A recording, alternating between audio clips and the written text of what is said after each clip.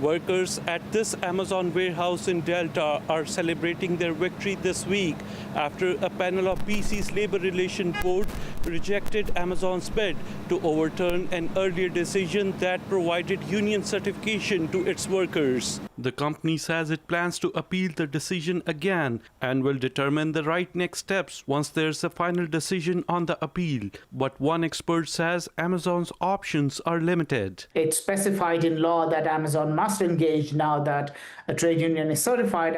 Raut says BC's labour laws will soon mandate the two parties negotiate a collective agreement or have an arbitrator impose an agreement on them. Alternatively, the online retail giant could opt for neither option and close the warehouse, as they did in Quebec earlier this year after workers unionized. That's a sad possibility, unfortunately, but that is a possibility. With over 10,000 employees, 5 fulfillment centres and several other logistical hubs across BC, concerns remain over financial impact if the US company pulls out of the province. One researcher says its economic footprint is even bigger than it seems.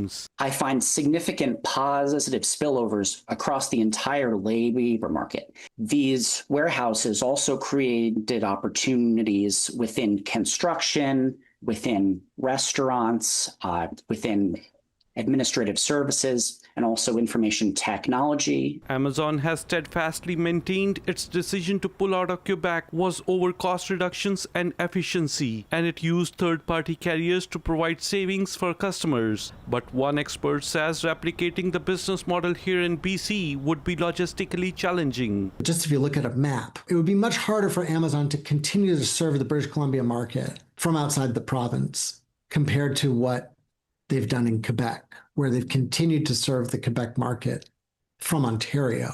Edelin says BC's first contract arbitration system means employer and the union have a duty to bargain. And even if an agreement is not reached, a mediator can be appointed, followed by an arbitrator. Sohrab Sandhu, CBC News, Delta.